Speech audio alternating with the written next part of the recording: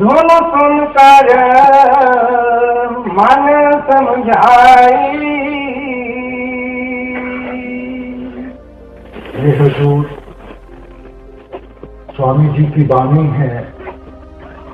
कल हमने गुरु घर की वाणी ली थी, उसके ऊपर विचार किया था कि जो हम रोज सत्संग में सुनते हैं कि शब्द की कमाई में लगना है, नाम की कमाई में लगना है, तो वो शब्द क्या है? आज उसी सोच को आगे ले जाते हुए हम स्वामी जी की वाणी ले रहे हैं। अलग अलग महापुरुषों की वाणियों लेने का एक ही मकसद है कि हम समझ सकें कि आप हमें कोई अलग अलग मजहबों, अलग अलग धर्मों में बांटने के लिए नहीं आए। आप तो हमारे अंदर प्रेम और प्यार की भावना जागृत करने के लिए आए थे कि हम मालिक की सच्ची भक्ति के साथ लग सकें, हम उस सच के रास्ते को अपना सकें। आज जो शब्द है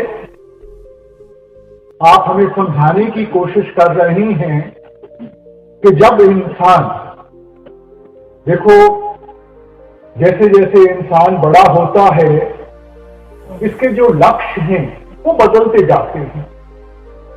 बचपन में हमारा क्या लक्ष्य था कि अच्छे नंबर आ जाएं, किसी अच्छे स्कूल में एडमिशन मिल जाए, थोड़े से और बड़े हुए अच्छे कॉलेज में एडमिशन मिल जाए, आगे बढ़े अच्छी नौकरी मिल जाए, अच्छी तनख्वाह मिल जाए कि हम अपने परिवार की परवरिश अच्छी तरह कर सकें। मगर कहीं ना कहीं इंसान को इस बात का एहसास होता है कि इसके भी आगे कोई और चीज है। जिंदगी सिर्फ कमाई के साधन, सिर्फ रिश्ते जोड़ने, सिर्फ चंद चीजों को हासिल करने, सिर्फ इसी को नहीं कहते। फिर इसको एहसास होता है कि जब तक मन में शांति ना हो, उसको थोड़ा सा सुख ना हो, ये सब चीजें होते हुए भी उसको वो कमी रहती है। तो जब उसको इस चीज का एहसास होता है तब वो सोच विचार में पड़ता है कि ये सुख और मन की शांति हमें कैसे मिलेगी। पहले तो अलग अलग चीजों से उस सुख और शांति को हासिल करने की कोशिश करता है। कभी हम सोचते हैं कि धन दौलत मिल जाए, शायद उससे हमें सुख मिल जाएंगे, मन की शांति आ जाएगी। अच्छा कोई ओहदा मिल जाए, उसके साथ सुख हो जाएगा। अच्छे रिश्ते नाते हो जाए, उसके साथ सुख हो जाएगा। मगर सिर्फ इन चीजों को हम लेकर अगर देखें तो अगर पैसे के साथ किसी को सुख मिल सकता तो जितने भी धनवान हैं उन्होंने कब का सुख पा लिया होता। अगर औहदे से किसी को सुख या मन की शांति मिलती, बड़े बड़े राजे महाराजे आए हैं, बड़े बड़े डिक्टेटर आए हैं, उनको सुख मिल गया होता। मगर देखने में हम क्या, हमारी पहचान है कि इन चीजों के साथ तो जितना थोड़ा बहुत सुख था वो भी चले जाता है। धन दौलत के बारे में विचार करते हुए गुरु घर ने फरमाया था, पापा बाजो होए नहीं, मोया संग न जाए। कौन सा असूल है दुनिया में जिसको हम कुर्बान नहीं करते ये धन दौलत इकट्ठी करने के लिए? कौन सा असूल है जिसको इंसान कुर्बान नहीं करता थोड़ी सी कोई नौकरी लेने के लिए या कोई ओहदा लेने के लिए? भूल जाते हैं कि दुनिया में कोई चीज मुफ्त नहीं मिलती। एक दिन इन सब चीजों का हिसाब किताब देना पड़ेगा। ये ठीक है कि पैसा ना हो तो जिंदगी गुजारनी भी मुश्किल हो जाती है, इसलिए पैसा भी जरूरी है। पैसा अपने आप में बुरा नहीं है, मगर जब हमारे पास ज्यादा आ जाता है, वो पैसा जो हमारी सोच को बदल देता है, जो हमारी आदतों को बदल देता है, बुराई उसमें है। ओहदा कोई बुरा नहीं है, मगर जब हम उस औहदे को हासिल कर लेते हैं, फिर आसमान पे हो जाता है, हम नीचे देखना दोबारा नहीं करते, दूसरों को भूल के बैठ जाते हैं, बुराई उसमें है। रिश्ते नाते कोई बुरे नहीं है, अच्छे रिश्ते हो, जिंदगी गुजारनी आसान हो जाती है, मगर उनमें मस्त होके जब इंसान को और सब कुछ भुला के बैठ जाता है, बुराई उसमें है। इसलिए जिंदगी में हर एक चीज का एक दायरा है, हमने उस दायरे की पहचान करनी है। उस दायरे से ज्यादा हासिल करने की कोशिश करेंगे तो हमें दुख ही मिलेगा, कोई सुख नहीं मिलने लगा। तो इसलिए जिंदगी में हमने वो बैलेंस रखना है, दरमियान का रास्ता अपनाना है। अब जब हम सुख की तलाश में निकलते हैं तो कहीं ना कहीं इंसान को वो जागरूकता आती है कि देने वाला तो मालिक है, सब सुख दाता राम है, दूसर ना ही कोई। सब कुछ देने वाला, पहले भी उसने दिया है, आगे भी उसने देना है, वो तो कुल मालिक है। तो ये जो हमारी भक्ति है, ये जो रूहानियत है, ये तो सिर्फ एक जरिया है उसका शुक्रिया अदा करने के लिए कि जिसने इतना कुछ हमें दिया है कि हम अपनी जिंदगी में थोड़ा सा वक्त निकाल के उसका शुक्रिया अदा करें। ये नहीं कि जो हमारी किस्मत में है वो नहीं मिलेगा। मां बाप ने सब कुछ बच्चों को देके जाना है, कोई साथ नहीं लेके जाना, मगर मां बाप उस बच्चे को आसान से देते हैं जो उसकी कदर करता है, जिसको उसकी कीमत की पहचान है। और जिस बच्चे को उसकी कदर नहीं है, जिसका ध्यान बाहरमुखी हुआ बैठा है, उससे थोड़ा सा खींच के रखते हैं, उस इंतजार में कि इसको भी आहिस्ता आहिस्ता उस चीज की कदर पड़ जाए, देना उसको भी है। तो कल भी बेनती की गई कि जो रूहानियत की दौलत है, मालिक ने उसमें कोई फर्क नहीं रखा। ये नहीं कि लोगों के पास कोई ज्यादा है और हमारे पास कोई कम है। रूहानियत की दौलत मालिक ने सबको एक जैसी दी है, फर्क सिर्फ पहचान का है। जिस इंसान ने अपना ध्यान अंतर्मुख करके उसकी पहचान कर ली, वो सेवक बन गया, उसने गुरमुखता की तरफ कदम बढ़ाने शुरू कर दिए। और जो मन के अधीन होकर मन की ख्वाहिशों को पूरा करने में लगा रहा, उसको हमने मनमुख बना दिया। फर्क सिर्फ इतना ही है, मालिक कभी भी फर्क नहीं करेगा। अगर मालिक ही फर्क करने लग पड़ा तो फिर हमें बचाने वाला कोई नहीं है।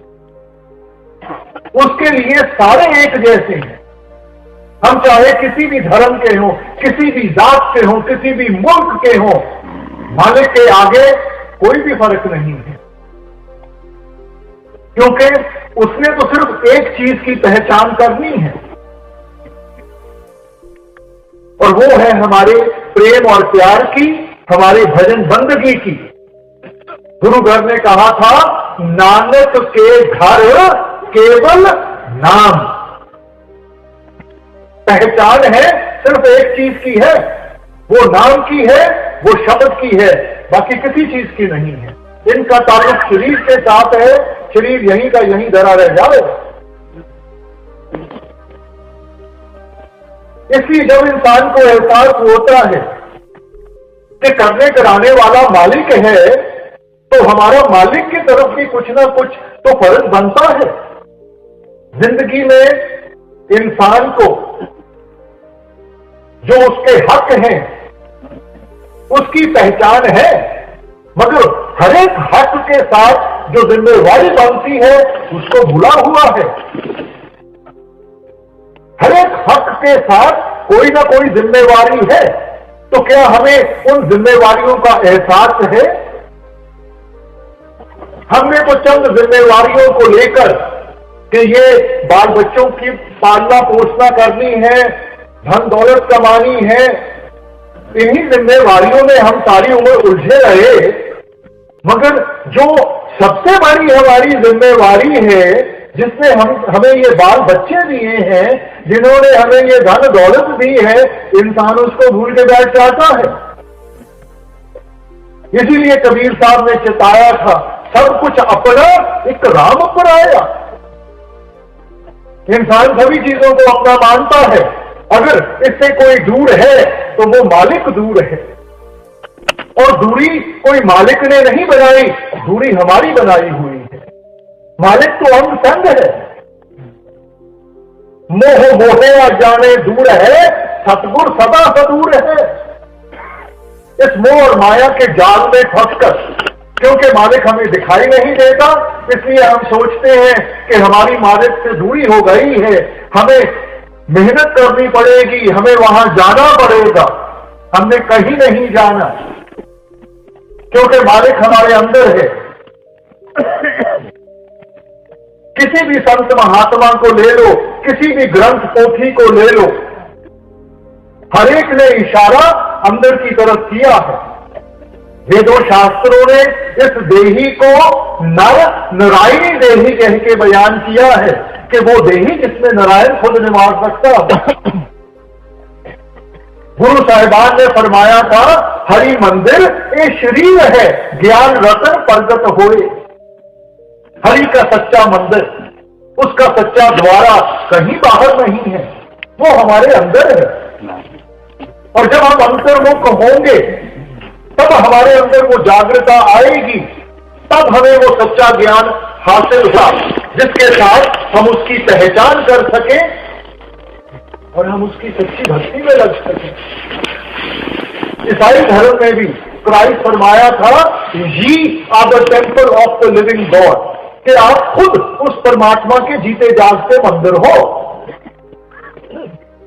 मगर क्या इंसान अंदर से उसकी तलाश करता है कि बाहर मुखी हुआ बैठा है? जो चीज बाहर है नहीं तो वो हमें मिलेगी कहां से? इसलिए आपने समझाया, सब कुछ घर में बाहर नहीं, बाहर ढूंढे सो परम बुलाई। सब कुछ घर में, सब कुछ आपके अंदर है। वस्तु कहीं ढूंढे कहीं। अगर आपके घर में कोई चीज खोई हो तो जब तक अपने घर में नहीं तलाश करोगे वो आपको कैसे हासिल होगी, कैसे मिलेगी? इंसान तो इतना बाहर मुखी हुआ बैठा है, बाहर के साधन अपनाए हुए हैं, बाहर के तौर तरीके अपनाए हुए हैं, मगर उनके साथ मन को झूठी तसल्ली मिल जाती है। मालिक की प्राप्ति नहीं होती, मुक्ति नहीं मिलती। इसलिए जरूरी है कि मन की झूठी तसल्ली को छोड़ के, इस मन को काबू करके हम इसको सच के रास्ते पे लेके आए, उस सच की कमाई में इसको लगा।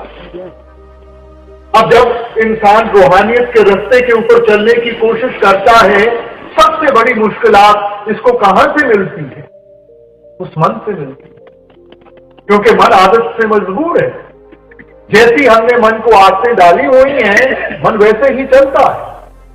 इस वक्त मन का जो रुख है वो नीचे की तरफ है, बाहर की तरफ है। ये हमारे ध्यान को हर वक्त नीचे की तरफ खींच रहा है और बाहर की तरफ ले जाने की कोशिश कर रहा है।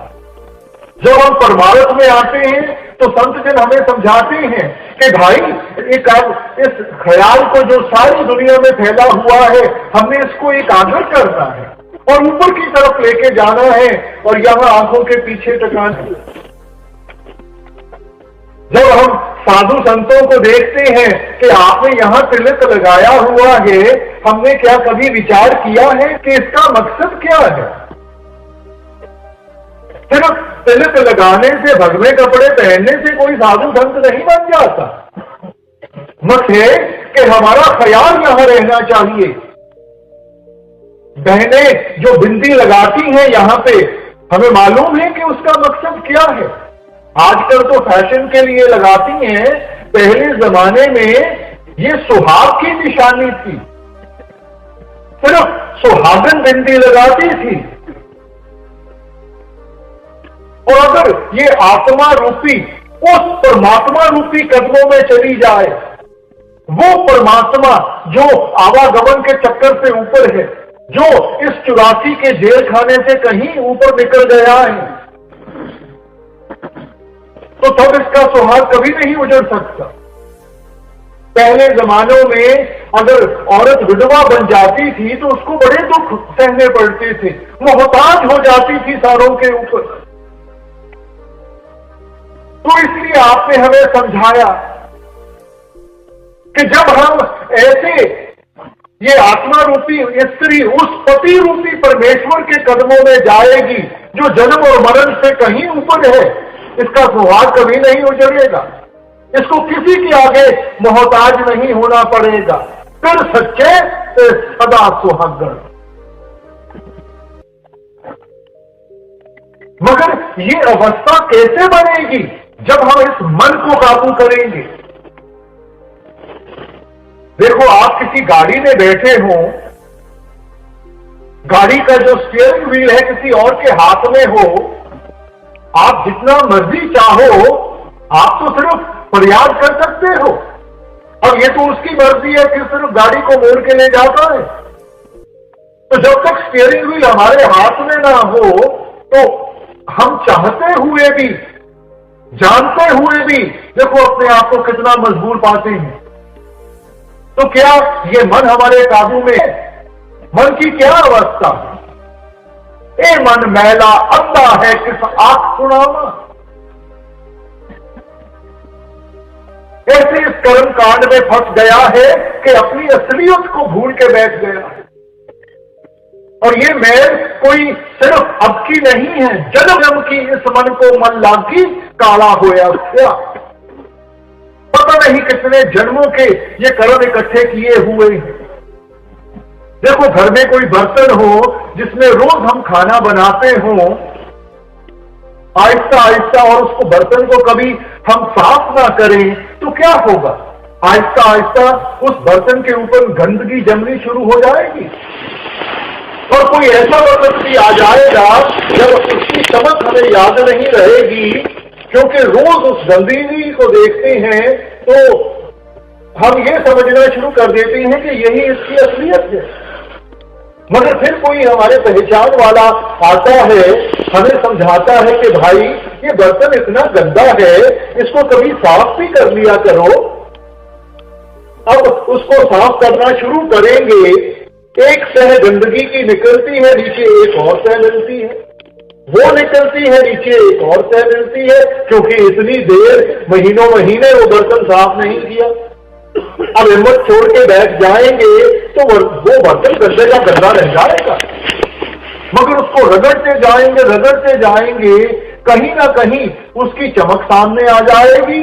फिर इंसान को एहसास होता है ये गंदगी कोई और चीज है, वो चमक कोई और चीज है। इसीलिए महापुरुषों ने आकर मन की अवस्था हमें समझाते हुए आपने क्या फरमाया था? मन तू ज्योत स्वरूप है, अपना मूल पहचान। ये गंदगी इसकी असलियत नहीं है, ये तो ज्योत स्वरूप है, उस प्रकाश का हिस्सा है। अगर वो प्रकाश हमें दिखाई नहीं देता, वो सिर्फ इसलिए कि हम यहां कर्म कांड में आके फंस गए हैं और ये इतने कर्म इकट्ठे कर लिए हैं कि असल की पहचान ही नहीं रही। तो संत महात्मा, उनका आने का मकसद कोई हमारे से माथे झुकाने का नहीं है, हमारे से सिर झुकाने का नहीं है। उनका मकसद है समझाने का कि भाई आपकी असलियत क्या है। आप तो उस मालिक के घर से आए हो। इंसान उस वक्त तक ही आगे हाथ फैलाता है जब तक उसको अपने असल की पहचान ना हो। राजे का बेटा होकर अगर गली में भीख मांगता फिरता है क्योंकि उसको एहसास नहीं है कि उसका पिता कौन है, और जिस दिन उस चीज का एहसास होता है फिर वो भीख नहीं मांगता, अपना हक मांगता। और वैसे ही रूहानियत के साथ हमने अपने अंदर वो जागृता लानी है कि हमारी असलियत क्या है।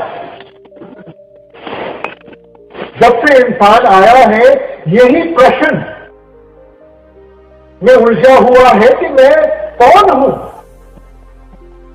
मेरी असलियत क्या है। अंग्रेजी फिलोसोफर्स ने कह दिया I think therefore I am, क्योंकि मेरी सोच है, उस सोच के साथ मैं कदम उठाता हूं, इसीलिए मेरा वजूद बना हुआ है। सोच कहां से आती है? मन से आती है। तो क्या हमारा दायरा वो मन तक ही सीमित रह गया? इसलिए हमने पहले तो ये पहचान करनी है कि हमारी असलियत क्या है। इस वक्त हमने तो इस शरीर को असलियत समझ के बैठे हुए हैं, क्योंकि इंसान जो कुछ भी करता है सिर्फ इस शरीर को संवारने के लिए करता है। असल को भूल गया। शरीर यहीं का यहीं धरा रह जाएगा। तो असल क्या है? असल हमारी आत्मा है। मगर सारे जीवन हम रात को सोते हैं, शरीर को आराम चाहिए। खाना खाते हैं, शरीर को ताक चाहिए। कमाई करते हैं, शरीर की देखभाल करनी है। मगर क्या हमने विचार किया है कि आत्मा की खुराक कौन सी है? आत्मा को आराम कहां से मिलेगा? तो जो असल है उसको इंसान भूला बैठा है, और जिस चीज में साथ नहीं निभना उसको संवारने में लगा हुआ है। तो संतों ने आकर हमें थोड़ा सा समझाने की कोशिश की कि भाई ये आपकी असलियत नहीं है। आपका एक और भी फर्ज बनता है जो उस आत्मा की तरफ है, जो उस परम आत्मा की तरफ है, परमात्मा की तरफ। मालिक ने अगर इंसान को उत्तम से उत्तम जामा दिया है तो किस लिए दिया है? मालिक हमें पेड़ पौधे भी बना सकता था, जानवर भी बना सकता था। हमारे और निचली जूनियों में क्या फर्क है कि मालिक ने इंसान को विवेक की ताकत दी है, वो सेंस ऑफ डिस्क्रिमिनेशन दिया है। आपने फरमाया था 184 जून सभाई मानस को प्रभ दी बढ़ाई, इस पौड़ी से जो नर चूके सो आए जाए दुख पाएगा। 84 लाख जूनियां बनाकर इनको 2 हिस्सों में बांट दिया गया। एक कर्म जूनी है, दूसरी भोग जूनी है। जो इंसान की जूनी है वो कर्म जूनी है, बाकी जितनी भी जूनियां हैं वो भोग जूनियां हैं, भुगतान दे रही हैं। मालिक की बख्शिश हो, इन कर्मों के दायरे से आगे बढ़ सकें, कर्म जूनी में पहुंच जाते हैं। मगर कर्म जूनी का मकसद क्या है? वो चेतावनी देते हैं, इस पौधे जो नर चूके। उदाहरण देकर कि देखो एक सीढ़ी है, मान लिया जाए उसके 84 लाख स्टेप्स हैं, चढ़ते गए आखिरी स्टेप पे पहुंच गए हैं। थोड़ी सी मेहनत की, भक्ति की, सदा के लिए सीढ़ी से छुटकारा मिल गया। मगर आखिरी स्टेप पे भी आकर अगर हमारा पैर फिसल गया, पता नहीं कहां जाके जन्म मिलेगा, कहां जाके सहारा मिलेगा। उस समय में मालिक की भक्ति का मौका मिले ना मिले। इस पौड़ी पे जो नर चूके सो आए जाए दुख पाएगा। बार बार आना पड़ेगा, बार बार दुख और मुसीबतों से गुजरना पड़ेगा। इसलिए क्या मकसद है इस जीवन का? यही संत महात्मा आकर हमें समझाने की कोशिश करते हैं कि भाई परापत मानुख दे हरिया, गोविंद मिलन की यह तेरी वरिया, अवर काज तेरे किते न काम, मिल साध संगत भज केवल नाम। भाई परापत मानुख दे हरिया कि इंसान का जामा मिला है, किस लिए मिला? गोविंद मिलन की यह तेरी बरिया, ये जो बारी है मालिक की प्राप्ति के, उसकी भक्ति के लिए ली गई है। अगर काज तेरे कितने ना काम, जिन चीजों में हम फंसे हुए हैं उन्होंने लेके नहीं लगना, वो यहीं की यहीं धरी रह जाएंगी।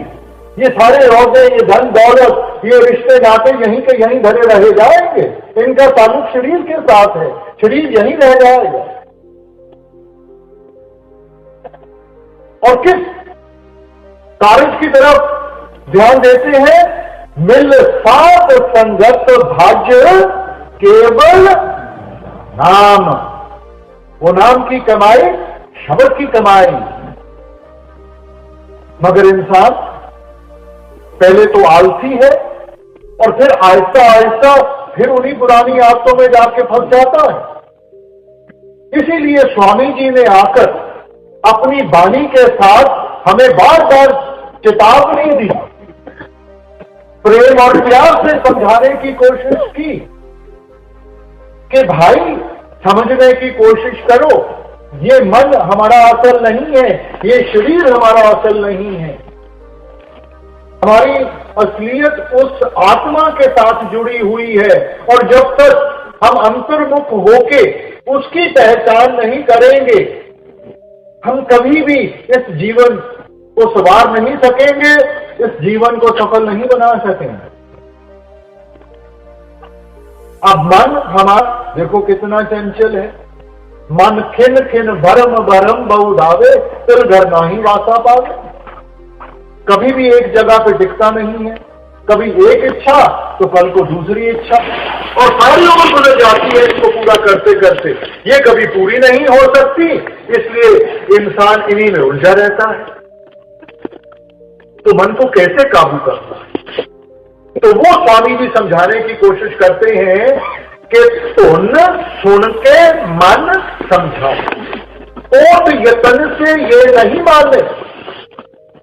हम सोचते हैं कि दुनियावी चीजें हासिल करने के साथ, ये धन दौलत औहदे हासिल करने के साथ इस मन को तृप्त आ जाएगी, इसकी जो भूख है वो मिट जाएगी। मगर आप समझाते हैं ओट यतन से ये नहीं माने, इन सब चीजों के साथ इसको तृप्त नहीं आएगी, इसको सहज नहीं आएगी। और सहज कैसे आएगी? तो आप समझाते हैं सुन सुन के मन समझा, वो धुन। अब ये धुन क्या चीज है? कल आपने गौर फरमाया उस शब्द के बारे में। ये वो धुन है जो रात दिन 24 घंटे हमारे शरीर के अंदर बज रही है। ये कोई वो धुन नहीं है जो बाजे से पैदा होती है। इसीलिए आपने इसको समझाते हुए फरमाया धुन वाजे अनहद घोड़ा, मन मानिया हर रस मोरा।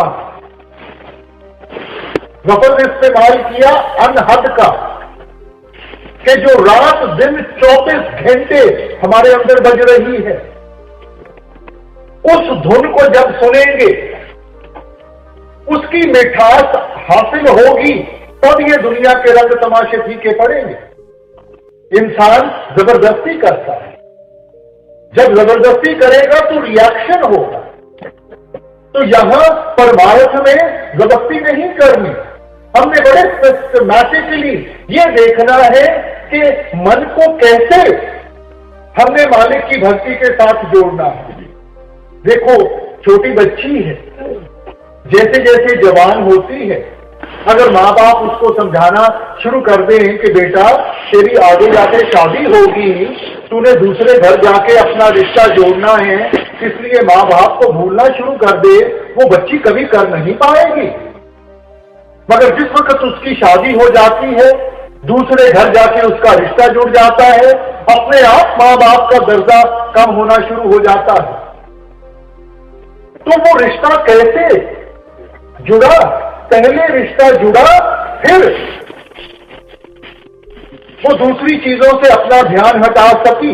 इसलिए हुजूर फरमाया करते थे कि अटैचमेंट कॉजेज डिटैचमेंट, कि पहले संबंध जोड़ो, जब संबंध जुड़ेगा तब हम इन सब चीजों से रिश्ता तोड़ सकेंगे। और गुरु घर ने फरमाया 9 दरवाजे नवे दर फीके रस अमृत रस में चुबीचे।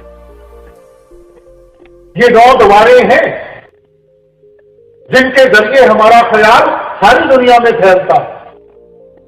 तो आप फरमाते हैं कि जब हम वो भजन बंदगी में लगेंगे, इस ख्याल को एकाग्र करेंगे और ऊपर की तरफ यहां लेकर जाएंगे, यहां आंखों के पीछे टकाएंगे, वहां हमें वो अमृत रूपी रस हासिल होगा। उस रस को इंसान पिएगा तो कल आपने फरमाया मन पीवे पाए सुभाए रे। उसको पीता है, वो इसको भाता है, इसको अच्छा लगता है, तब ये सहज अवस्था की तरफ जाता है, तब दुनिया के रंग तमाशे फीके पड़ते हैं। जब इसको असल चीज हासिल हो जाए तो फिर ये दूसरी चीजों की तरफ ध्यान नहीं देगा। 9 दरवाजे नवे दर फीके रस अमृत रस में चुबीचे। जब वो रस हासिल हो गया तो दुनिया के सब रंग तमाशे फीके पड़ जाएंगे। इस वक्त जब हम रूहानियत में कदम रखते हैं, क्योंकि सत्संग में ये चीजें समझाई जाती हैं कि हमारे लिए क्या अच्छा है क्या बुरा है, हम सोचते हैं कि चलो मन को जबरदस्ती इनसे हमने दूर करना है, मगर जबरदस्ती करेंगे मन रिएक्ट करेगा और उतना जोर पकड़ के दोबारा उन्हीं चीजों की तरफ भागेगा। इसलिए हमने ऐसा रास्ता अपनाना है कि भजन बंदगी शुरू करें। जैसे जैसे भजन सिमरन में बैठेंगे, अंदर से वो रस आएगा, उस रस के साथ अपने आप हमें अंदर से वो प्रेरणा मिलेगी, ताकत मिलेगी कि हम इन चीजों को पीछे छोड़ सकें। सो एक सिस्टमैटिक अप्रोच होनी चाहिए। ये नहीं कि आज से मैंने ये नहीं करना, ये नहीं करना, ये नहीं करना। देखो छोटा बच्चा है ना, सारा दिन उसको माँ बाप कहते रहे कि ये नहीं तेरे लिए अच्छा, ये नहीं अच्छा, तो वो थकार के बच्चा कहेगा फिर मैंने करना क्या है। मगर सुबह उठता है, आप उसको स्कूल भेज दो, वापस आता है, थोड़ा सा वक्त खेलते गुजार ले, फिर बैठ के होमवर्क कर ले, फिर कोई हॉबी ले ले, और सारा दिन उसका ऐसे गुजर जाता है कि रात को जब बिस्तर पे लेटता है 2 मिनट में सो जाता है। तो वैसे ही हमने बड़ा पॉजिटिवली आगे चलना है और उस चीज के ऊपर ध्यान देना है कि हमने क्या करना है। और जैसे जैसे वो करेंगे रस आएगा, तभी हम मन को इन चीजों से निकाल के उस असल भक्ति के साथ जोड़ सकेंगे, जबरदस्ती से नहीं। इसलिए आपने फरमाया धुन वाजे अनहद घोड़ा मन मान्या हर रस मोरा। जब उस धुन को सुना, मन उसमें इतना मस्त हो गया, वो धुन जिसको अंग्रेजों ने म्यूजिक ऑफ द सफीर कह के बयान किया, वो धुन जो आकाश से आ रही है, मुसलमान भाई उसे बांगे इलाही, बांगे आसमानी कह के बयान कर देते हैं। वो बात जो खुदा के घर से आ रही है, उस धुन को जब इंसान सुनेगा, तब ये मन दुनिया ऐशो इशरत को छोड़ के उस मालिक की भक्ति को अपनाने के लिए तैयार होगा। इसलिए आपने फरमाया बिन गुर शब्दे मन नहीं ठौरा। उस शब्द के बगैर इसको तृप्ति नहीं आएगी, ये हमारे काबू में नहीं आएगा, हम चाहे जितना मर्जी साधन अपना ले। इसलिए संतों ने कहा मन जीते जग, कि जिन्होंने मन की लड़ाई जीत ली वो ही जिंदगी में सफल हो पाएंगे, और जो मन के अधीन होकर ही रह गए उनको कोई सफलता नहीं मिलेगी। और कबीर साहब भी यही सोच हमारे सामने रखते हैं। कबीर मन मरकट भया नेक न धुन पते आए, सत नाम बांधे देना जित पावे तित जाए। कबीर मन मरकट भया नेक न धुन पते आए, उस शब्द की पहचान नहीं कर पाया, उसके साथ अपने आप को नहीं जोड़ा। सत्य नाम बांधे देना, जब तक उस सच्चे नाम के साथ नहीं इसको बांधेंगे, जित पावे तित जाए, सारी दुनिया में भागता भरेगा, अलग अलग चीजों को हासिल करने में लगा रहेगा।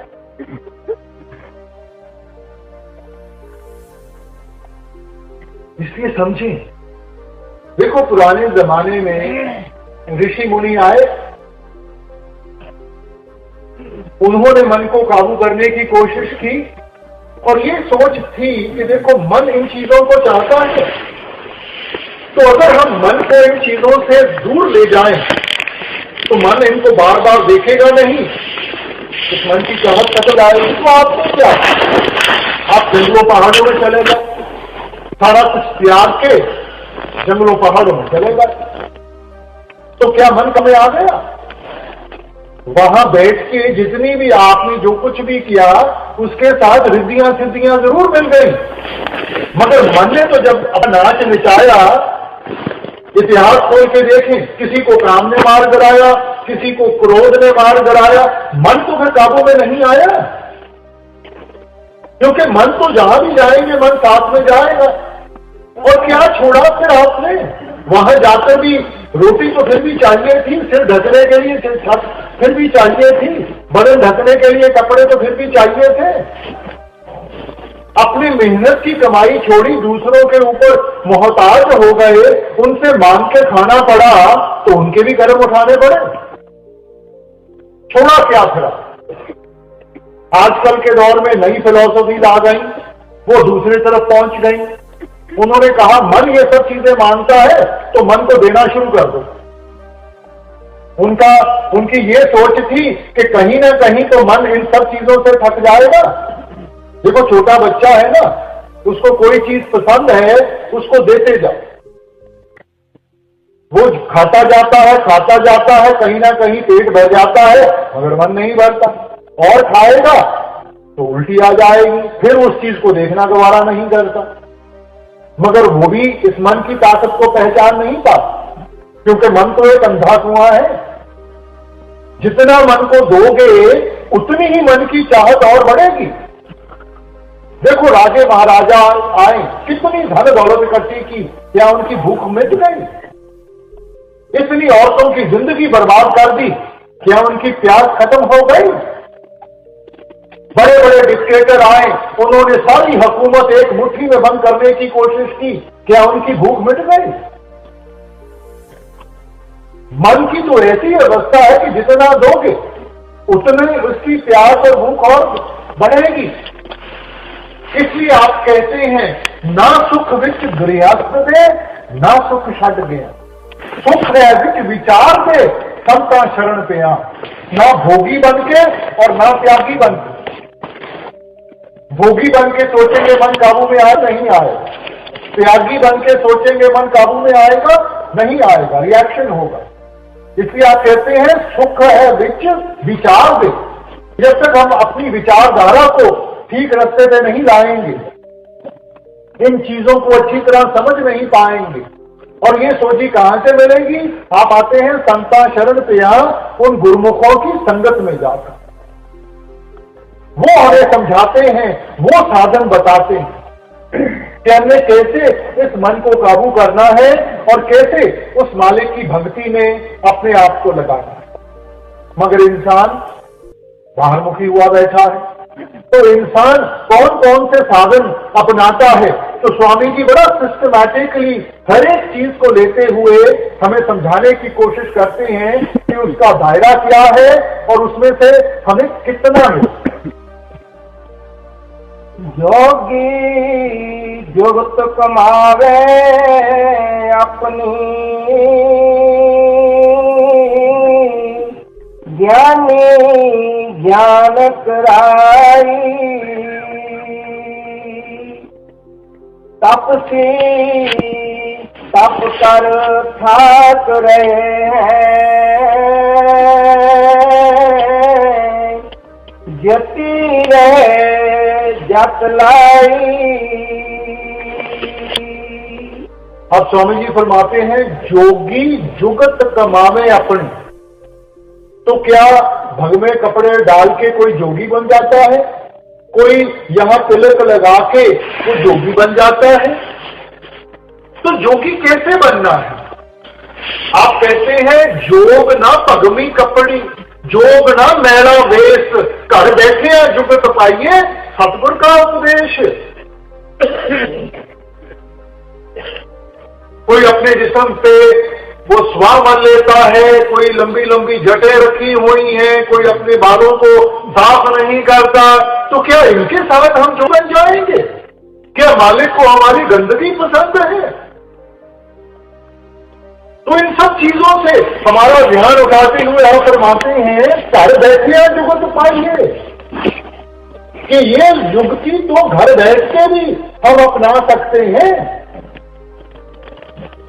अगर आपने हमें इन सब चीजों से दूर करना था तो पहले ही हमें बता देना था कि भाई जंगलों पहाड़ों में चले जाओ। मगर हर वक्त, क्योंकि आप इंसान को जानते हैं, इंसान की ताकतों को, इंसान की कमजोरियों को अच्छी तरह जानते हैं, क्या ये कर पाएगा क्या नहीं कर पाएगा, और इसलिए उन कमजोरियों को देखते हुए आपने एक ऐसा साधन हमारे सामने रखा जिसको हम निभा सकते हैं, जिस रास्ते के ऊपर हम चल सकते हैं। इसलिए कहते हैं घर बैठे हैं जुगत पाइए। और वो कौन सी युक्ति है? कल भी हमने विचार किया, आपने फरमाया था गुरबानी में कि नानक जीवत या मर रहिए ऐसा जोग कमाइए। जितना चिर जीते जी नहीं मरना सीखेंगे। जीते जी मरना क्या है? ये जो 9 द्वारें हैं जिनसे हमारा ख्याल सारी दुनिया में फैला हुआ है, इनसे जैसे जैसे इस ख्याल को इकट्ठा करते हुए हम इस मन को ऊपर की तरफ खींचेंगे और यहां टकाएंगे, इसको संत महात्मा जीते जी मरना कहते हैं। और ये वो युक्ति है, ये वो साधन है जिसको अपनाकर हम अपने आप को जोगी कहलाने के लायक बन सकेंगे। क्योंकि जो सच्चा ज्ञान है वो बाहर से नहीं मिलेगा, वो अंदर से मिलेगा। ज्ञान ध्यान तुम जानिए अकथ कहावे सोए। वो ज्ञान कहां से मिलेगा? आप कहते हैं उस धुन के जरिए। वो धुन जो अकथ है, जो कभी नहीं जा सकती, वो जो हमारे अंदर है। जैसे पलटू साहब ने कहा था, लिख पढ़न में नाही नी अक्षर काम है। वो हमारे लिखने में नहीं आती, वो कोई लफ्ज नहीं है, लफ्जों के साथ तो को बयान किया गया है। वो धुन हमारे अंदर है, वो ही वो अलहद बानी है जिसको हमने सुनने की कोशिश करती है। ज्ञान ध्यान तुम जानिए अकथ कहावे सोए। ये जो बाहर हमारी ग्रंथ पोथियां हैं, इनके साथ हमें समझाया जाता है, उसकी मेहमानदारी गई है कि हमने कौन सा साधन अपनाकर अपने आप को उस धुन के साथ जोड़ना है जिसके जरिए हमें जागरूकता आएगी। देखो, इंसान कभी भी ज्ञान और सोझी में अंतर नहीं रख सकता। ग्रंथों पोथियों को पढ़ने के साथ हमें ज्ञान मिलता है, मगर ज्ञान और सोझी में बहुत अंतर है। आजकल इंटरनेट का दौर है, एक बटन दबा के जितना मर्जी ज्ञान चाहो वो आपके सामने आ जाएगा, मगर वो सारा ज्ञान हासिल करके क्या इंसान ने अपने आप को बेहतर बना लिया? हम तो फिर भी उन उलझनों में फंसे हुए हैं, हम तो फिर भी उस गंदगी में जुड़े हुए हैं। वो सिर्फ इसलिए कि हम ज्ञान के दायरे में फंसे हुए हैं। इसलिए आपने कहा ज्ञानी बूझे कुआं पड़े पलटू चलेगा देख, मन माया में मिल गया मारा गया विवेक। ज्ञान के साथ इतना अहंकार आ जाता है, अपने आप को गुणी ज्ञानी बना के बैठ जाते हैं। आगे पड़ा हुआ पत्थर नहीं दिखता, ठोकर लगती है और मुंह पर में जाकर गिरते हैं। हमें वो ज्ञान चाहिए जिसके साथ हमारे अंदर निर्मलता आएगी, हमारे अंदर निर्मलता आएगी, हमारे अंदर से वो अहंकार जाएगा। देखो, रावण एक टीकाकार पंडित था, जिसकी कोई कमी नहीं थी। ये जो उसके इतने सिर दिखाए जाते हैं, ये बड़ी चीज सिंबॉलिक थी कि इतने सिरों जितना उसके पास ज्ञान था, मगर सारा ज्ञान किस काम आया? मन ने तो जब अपना नाच नचाया, आज तक हम उसका पुतला बना के जलाते हैं, क्योंकि सिर्फ ज्ञान के साथ जागृता नहीं आती। जब उस ज्ञान को हम करनी के साथ जोड़ेंगे, फिर उसका अनुभव होगा, फिर हमें एहसास होगा सच क्या है, झूठ क्या है। आम सत्संग में हमें समझाया जाता है कि देखो, अगर मैं कोई मिठाई लेकर आपके सामने रख दूं और मैं कहूं कि दुनिया में सबसे मीठी चीज है, मेरा मान आदर करते हुए आप सिर हिला देंगे, मगर क्या मन से भ्रम चले जाता है? मन में फिर भी कहीं ना कहीं वो डाउट रहता है कि पता नहीं सबसे मीठी चीज है कि नहीं। अब वही मिठाई को हम उठा के चख लें, तब हम पूरे विश्वास के साथ कह सकते हैं कि ये सबसे मीठी चीज है कि नहीं है। नतीजे के ऊपर कैसे पहुंचे? जब हमने करने का रास्ता अपनाया। इसलिए आपने फरमाया, बिन चाखे साध ना चाहते, चखते नहीं, स्वाद नहीं पता, स्वाद नहीं पता, निभा नहीं पाएंगे, प्रेरणा कहां से मिलेगी? इसलिए ये सिर्फ बाहर के ज्ञान की बात नहीं है। बाहर के ज्ञान से हमें पता चलता है कि हमने क्या करना है। जब उसको करेंगे, उसका अनुभव होगा, तब हमारी विश्वास की नींव बनेगी। ये जो हम सोचते हैं कि जी ठीक है, मैंने सत्संग सुन लिया, मैंने किताबें पढ़ ली और इसके साथ मेरे को समझ आ गई, नहीं आएगी, मन डोल जाएगा। कभी भी कोई मुसीबत आई, कोई मुश्किल आई, मन वहीं का वहीं डोल जाएगा। मन में विश्वास की नींव, विश्वास की फाउंडेशन तब देगी जब आप खुद इस चीज को महसूस करोगे। इसीलिए गुरु घर ने फरमाया था, नाम में तुलना पुजाई सब डिटी ठोक बजाए। क्या महिमा गाएं, क्या बयान करें उस नाम के बारे में। ये कोई सुनी सुनाई बात नहीं है, ये पढ़ी पढ़ाई बात नहीं है, ये उनकी हद बीती है कि उन्होंने मालिक की भक्ति कैसे की, उन्होंने ये रूहानियत की दौलत कैसे हासिल की। और हमें भी वही प्रेरणा देते हैं कि भाई ये बाहर के ज्ञान को छोड़ के ये अंदर के ज्ञान की तरफ ध्यान करो। उस करनी से विश्वास बनेगा जब आपको खुद अनुभव होगा, खुद एक्सपीरियंस होगा। इसलिए वाणी में आपने बड़ा सिस्टमैटिकली इस चीज को समझाया है। आप कहते हैं, गुर ज्ञान अंजन सच नेत्री पाया, अंतर चानन अज्ञान अंधेर गवाया। इस वक्त इंसान अज्ञानता के अंधेरे में बैठा है और अंधेरे में इंसान को ठोकर लगेगी लगेगी,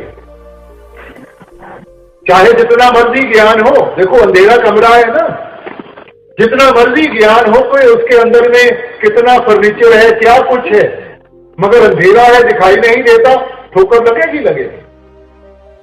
मगर अंदर जाने से पहले हमें किसी लाइट का सहारा मिल जाए, देखने की ताकत मिल जाती है, तब हम अपना बचाव कर सकते हैं। तो आप समझाते हैं कि वैसे जब हम ये अमृत रूपी नाम का सुरमा इन आंखों में डालेंगे, तब इन आंखों की रोशनी बढ़ेगी, तब अंदर में जागृता आएगी। गुण ज्ञान अंजन सच नेत्री पाया, अंतर चानन, अंदर का चानन, बाहर का नहीं, अंतर चानन अज्ञान अंधेर गवाया। देखो, हमने हर एक चीज का को अपने तर्जुमे में हम लेकर बाहर मुखी कर दिया। हमने प्रकाश के बारे में पढ़ा, हमने बाहर ज्योतें जलानी शुरू कर दी, हमने बाहर दिए जलाने शुरू कर दिए। हमने आवाज के बारे में पढ़ा, हमने बाहर घंटे बजाने शुरू कर दिए, हमने बाहर गीत सुनने शुरू कर दिए। अरे भाई, इशारा तो अंदर की तरफ था। अंतर जोत निरंतर बाणी साचे साहिब स्यों लाई। वो अंदर का प्रकाश क्राइस्ट ने भी यही समझाया था, if thine eye be single thy whole body shall be full of light. जब इन दो आंखों को बंद करोगे, उस तीसरी आंख को खोलोगे, तो आप फरमाते हैं आपका सारा जिस्म उस नूर के साथ भर जाएगा। देखो, ये चीजें सिंबॉलिक है। प्रकाश का मतलब है जागृता, अंधेरे का मतलब है दिखाई नहीं देता। तो जागृता इंसान में कैसे आएगी? जब अंदर से प्रकाश हासिल होगा, अंदर से वो जागृता आएगी। ये बाहर दिए जलाने के साथ, ये बाहर जितने मर्जी बत्तियों का सहारा ले लें, हमारे जीवन का अंधेरा नहीं दूर हो पाएगा। और वो सच्चा ज्ञान है कहां? तो आप कहते हैं गुर ज्ञान पदार्थ नाम है, हर नामों दे छुड़ाए। सच्चा ज्ञान कौन सा है? गुर ज्ञान पदार्थ नाम है, हर नामों दे छुड़ाए। जिस प्राप्त सोले गुर चरनी लागे आए। वो किस चीज की बख्शिश करते हैं? वो नाम की। नाम ही वो ज्ञान है, नाम ही जागृत है। गुर ज्ञान पदार्थ नाम है, हर नामों देह छुड़ाई। और उस नाम की कमाई के साथ इस देह के बंधनों से छुटकारा मिलेगा। मगर फिर आपने अपने स्टेटमेंट को क्वालिफाई कर दिया, जिस पर आप सोलह, जिन ऊपर आपकी दया का हाथ हो वो ही कर पाएगा, नहीं तो अंधेरे में भटकते रहते हैं सारे। दुनिया में ग्रंथों पोथों की कोई कमी नहीं है, संतों महात्माओं की कोई कमी नहीं है। कमी है जागृता की है, इन चीजों को निभाने वालों की है। और फिर उस सोच को आगे ले जाते हुए आपने फरमाया कि वो ज्ञान कहां से मिलेगा? अंतर गुर ज्ञान हर रतन है, मुक्त करावन हारा। वो कहां है नाम? वो ज्ञान कहां है? आप कहते हैं अंतर, हमारे अंदर है। अंतर गुर ज्ञान हर रतन है, मुक्त करावन हारा। वो ज्ञान, वो रूहानियत की दौलत जिसके साथ इंसान को मुक्ति मिलेगी। नानक जिसनु नजर करे सो पावे, सो होवे दर सचियारा। मगर ये उसी का मिलेगा जिसके ऊपर आपकी मेहरबानी नजर पड़ जाए, जिसके ऊपर आपको दया हो जाए। ये जो हमारी भक्ति है, ये तो उसके सामने एक अरदास है, फरियाद है। हम अपनी करनी से नहीं कुछ कर पाएंगे। अपनी करनी से तो हम सिर्फ फरियाद कर सकते हैं, बेनती कर सकते हैं कि पुलन हार बख्श बख्श। इसलिए भाई ये समझने की कोशिश करें, ये ज्ञान अंदर से मिलेगा जब आप अंतर्मुख होंगे। फिर आप कहते हैं तपती तप कर थाक रहे हैं, जति नहीं जप लाए। किसी ने अपने आप को उल्टा टांगा हुआ है, किसी ने अपने बालों को बांधा हुआ है, किसी ने कोई साधन, किसी ने कोई साधन। इसलिए कबीर साहब किताब नहीं देते हैं, आप फरमाते हैं क्या जप क्या तप संजमो क्या भरत स्नान, जब लग जुगत न जाए पाओ भगत भगवान। कौन सी तपस्या, कौन सी भक्ति, कौन से सरोवरों में जाकर नहा जाए?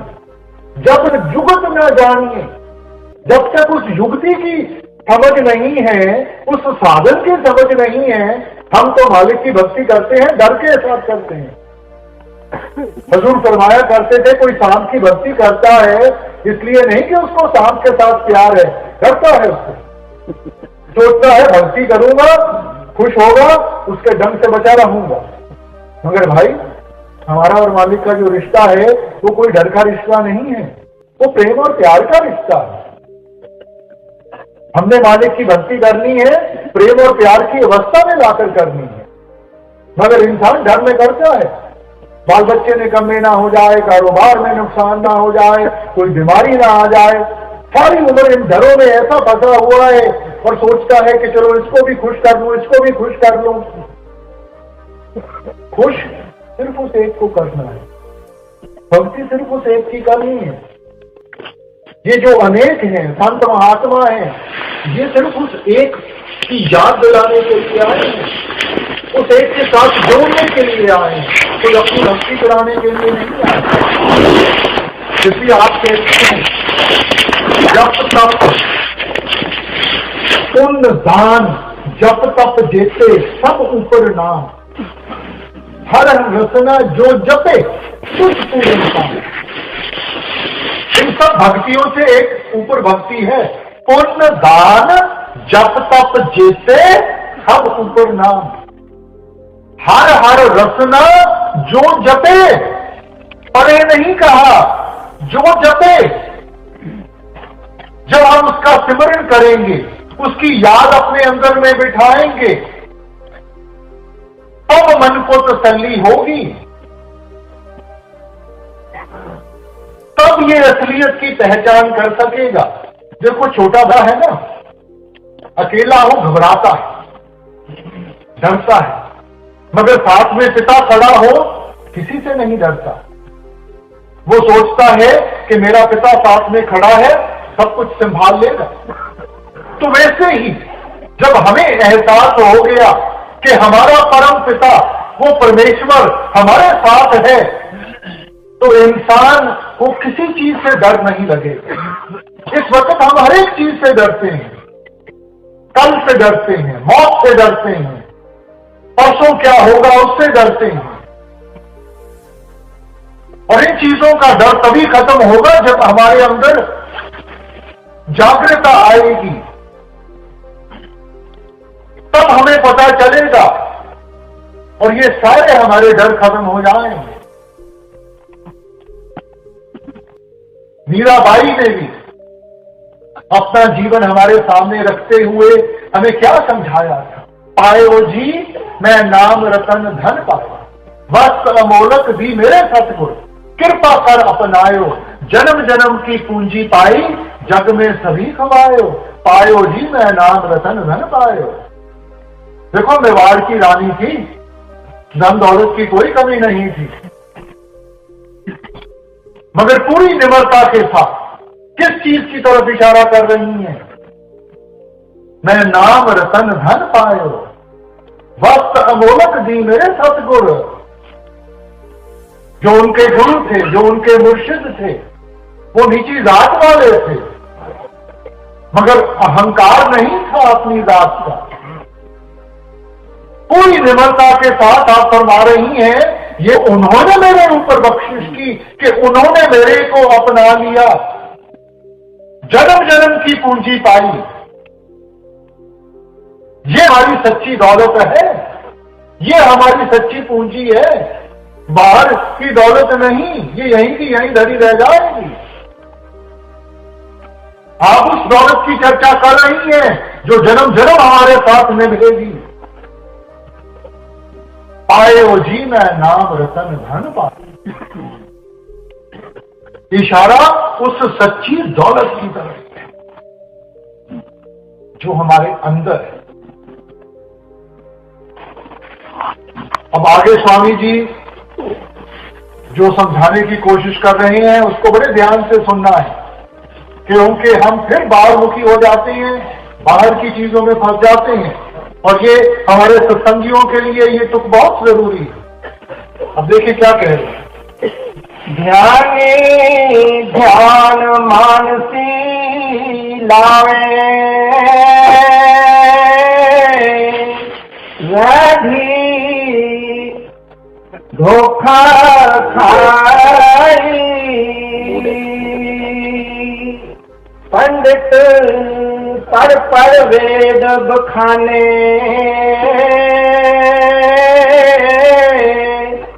विद्या बल सब जाई।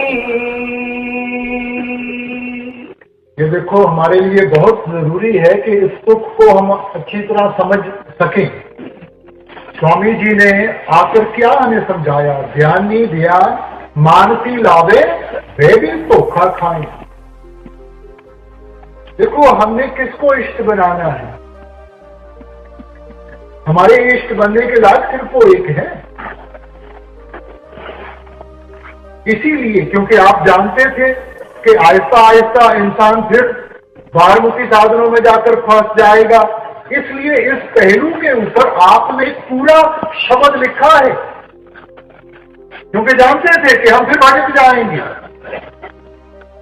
तो आप कहते हैं गुरु मोहे अपना को दिखाओ।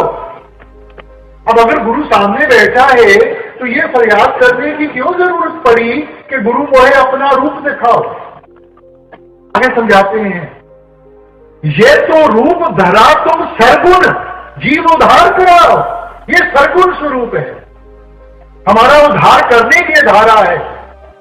रूप तुम्हारा अदम अवतारा सोई अवसर थाओ, कि जो अकल स्वरूप है वो इन चीजों से कहीं ऊपर है। अब उसके दर्शनों का दीदार बख्श दो। देखो, वाणी में भी जब हम पढ़ते हैं दर्शन पेटत पाप सब नाशे, ये बाहर के दर्शन नहीं है, ये अंदर के दर्शन है। जब अंदर जाकर ये मन वो सच्चे दर्शन करेगा तो उनमें ये इतना मग्न और मस्त हो जाएगा कि इसको सब कुछ भूल जाता। जो भी इसके ऊपर प्रभाव पड़े हुए हैं सबका सफाया हो जाएगा। मगर वो अंदर में दर्शन है, बाहर के दर्शन नहीं है। क्योंकि अगर सिर्फ बाहरले दर्शनों का जिक्र होता तो फिर वही चीज मन में आती है कि किसका दर्शन। संतों महात्माओं की तो कोई कमी नहीं है ना, तो मन में वही बात, भाई किसका दर्शन करना है। देखो, ये जो जिस्म है क्या ये बदलता है कि नहीं बदलता? जवानी से बुढ़ापे में जाएगा कि नहीं जाएगा? जो चीज बदलती है वो माया रूपी है। माया किसको कहते हैं? आए जाए सो माया। और अगर ये जिस्म बदलता है तो ये भी माया रूपी है। अगर माया रूपी है तो हमारी भक्ति के काबिल नहीं है।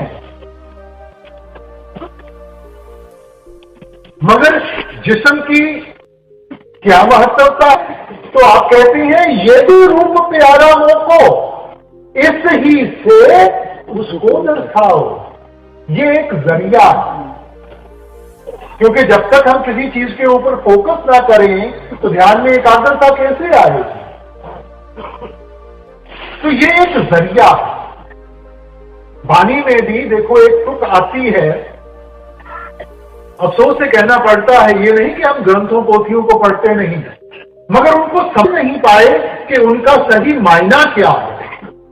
वाणी में तुक आती है, शब्द गुरु सुरत तुन चेला। गुरु कोई शरीर नहीं है और ना ही चेला शरीर है, क्योंकि शरीर में ताकत नहीं है कि इन सब चीजों को निभा सके। इसलिए आप कहते हैं कि शरीर में बैठ के हमने इस स्वरूप को जागृत करना है, इस कॉन्शियसनेस को जागृत करना है। शिष्य बनने की ताकत, डिसाइपल बनने की ताकत उस सूरत में है, उस कॉन्शियसनेस में है। जब वो सूरत जागृत होगी तब ये उस धुन के जरिए उस शब्द स्वरूपी गुरु की पहचान कर सकेगी, तब उसके साथ मिलाप हासिल कर सकेगी। शब्द गुरु सूरत धुन चेला।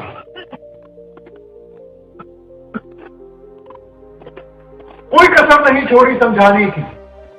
शरीर सिर्फ एक जरिया है, शरीर धारा है, क्योंकि उदाहरण बन के आए हैं कि अपने उदाहरण के जरिए समझा सके, दिखा सके।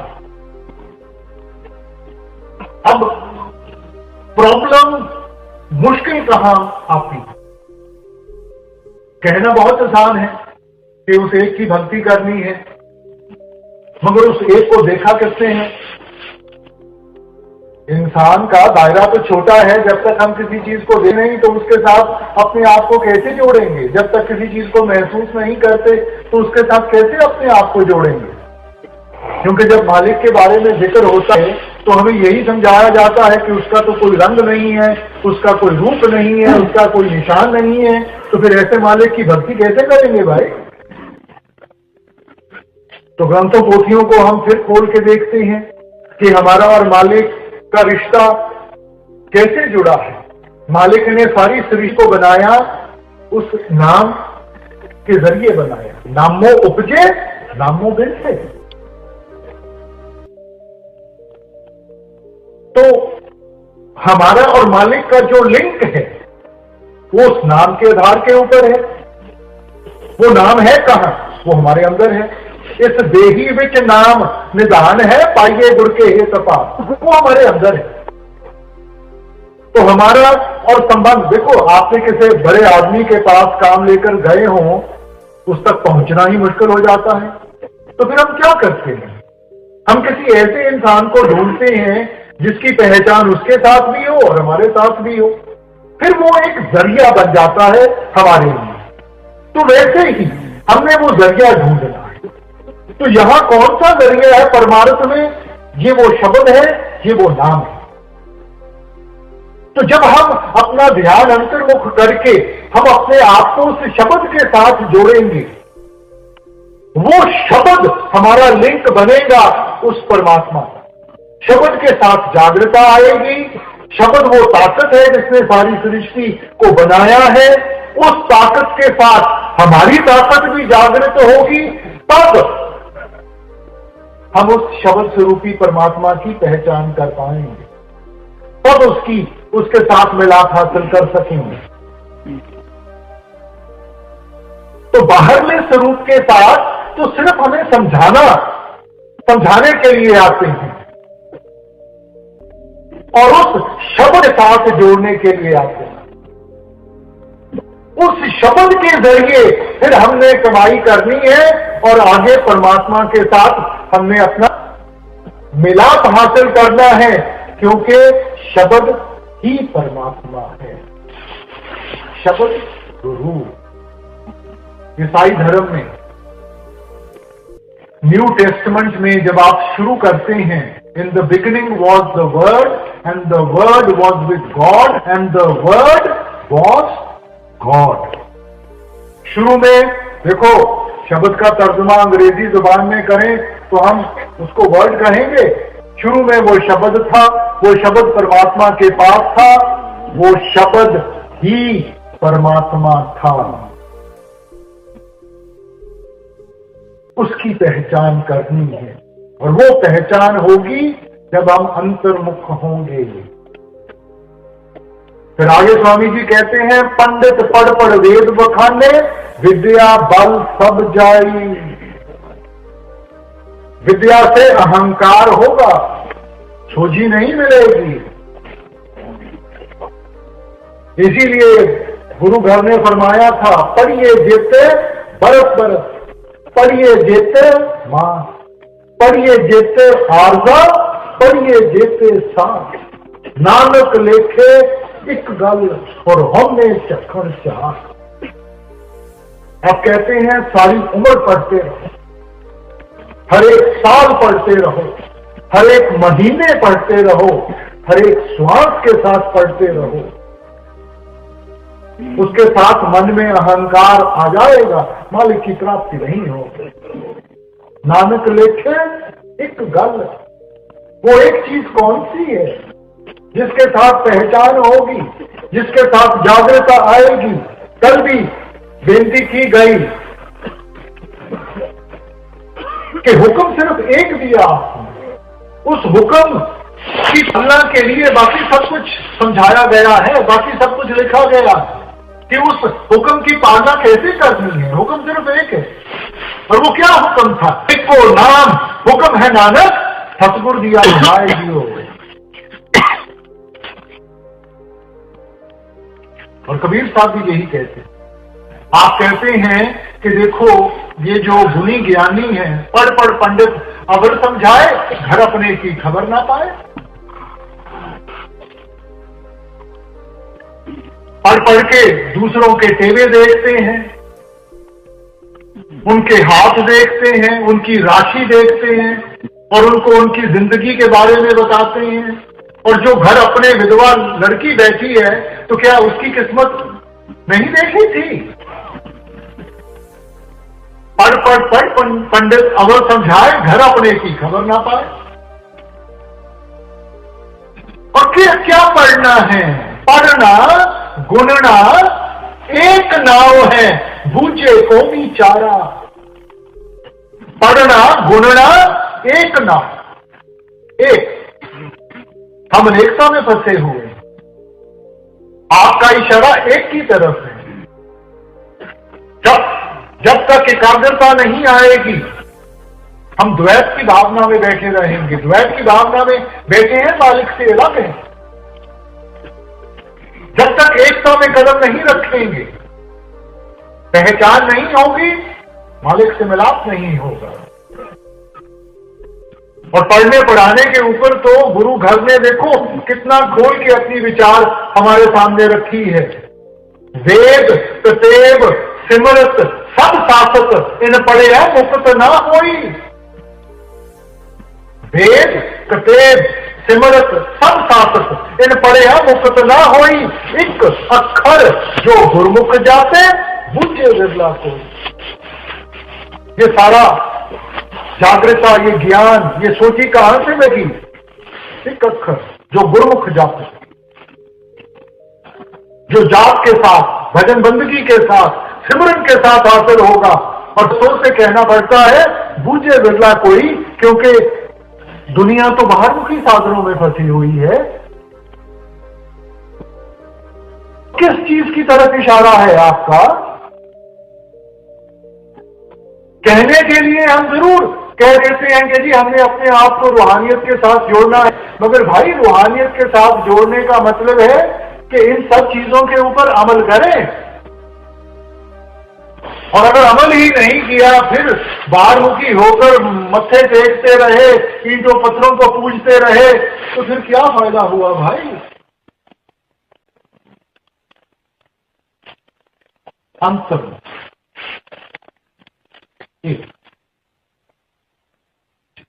बुद्धि चतुरता काम न आवे,